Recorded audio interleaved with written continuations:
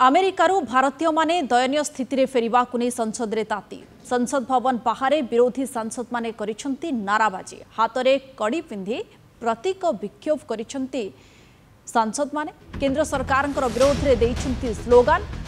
गतकाली प्रथम पर्यायर भारत को फेरिछंती 104 भारतीय आहुरी बहु अधिक भारतीय को स्वदेश को पठाई दियाजिबो बोली मिलिछि सूचना।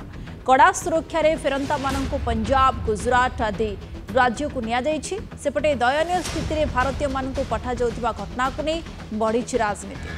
फेरिबा बेलको सेमानक हाथ में हैंडकफ पड़िबा सहित गोड़े सिकुली लगा जाइतिला। ए प्रसंग को नै एबे केंद्र को टार्गेट करिसंती विरोधी। प्रथम पर्यायर भारत आसिथिबा व्यक्तिंक मध्यरु 30 जन पंजाबी 33 जन हरियाणी एवं 33 गुजरात बोली जना पड़िछि। एबे महाराष्ट्र उत्तर प्रदेश 3 जन लेखाई मध्य सेमानक भितर अछंती। अमेरिका रे प्राय 54 लाख भारतीय बसवास करुथिबा बेले बेआईन भारतीय संख्या 7,25,000 सेमानक मध्यरु 18,000 भारतीय वैध कागज पत्र नाही। खूब शीघ्र यही 18,000 भारतीय को फेराई दियाजिबो बोली सूचना मिली। गत 2023-24 रे 1,000 भारतीय को फेराई दियाजिथिला। पंजाब और हरियाणा रे चाकरी अभाव जोगु अमेरिका जाइथांती राज्यर बहु युवक कि देश के प्रधानमंत्री नरेंद्र मोदी नूं इस टाइम ते अपने मित्र दे नाल अमेरिका के राष्ट्रपति ट्रंप जी दे नाल गल करके बैठ के इस मसले का हल करना चाहिए और जेड़े भारतीयों के उत्ते इस वेले डेपूटेशन ते जां जेलों का डर उन्हां दी ढाल बनना चाहिए तो मसले का हल करना चाहिए।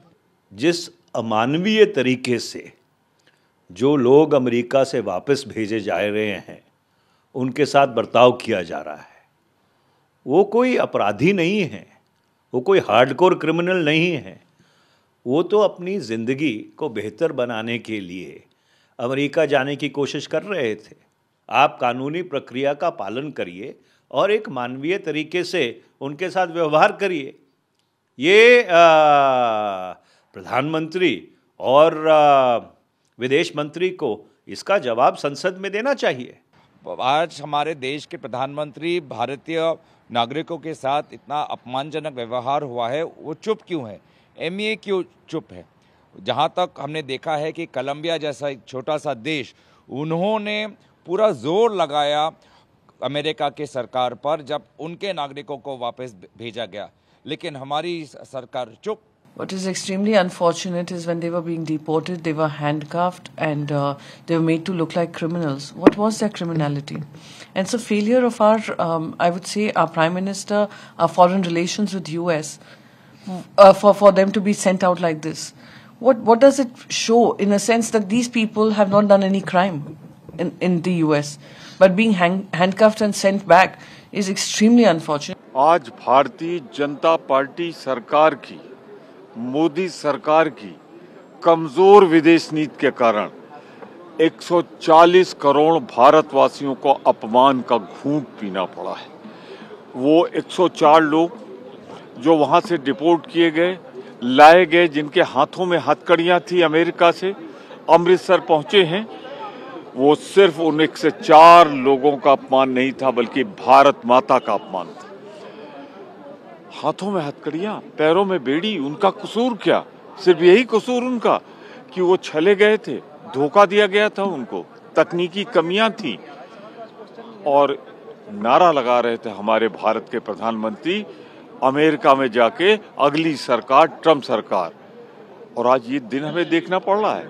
267 पे हम लोगों ने नोटिस दी थी कि सदन की सारी कार्रवाई रोककर आज हिंदुस्तान का अपमान हुआ है, भारत माता का अपमान हुआ है, इस पर चर्चा कराई जाए।